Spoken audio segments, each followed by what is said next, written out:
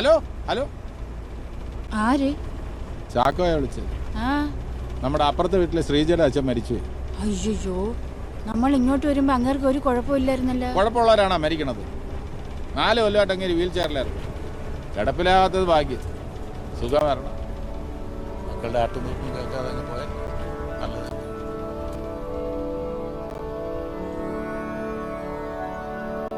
എടാ, നമ്മളൊക്കെ ഒരു പരിപാടി അവതരിപ്പിച്ച പിന്നെ അങ്ങനെയല്ലേ.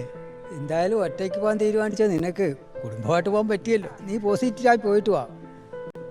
അപ്പൊ പോയിട്ട് വരാം. നീ വരണ? നീ എന്താടാ എന്നെ കളിയാക്കുവാണ്?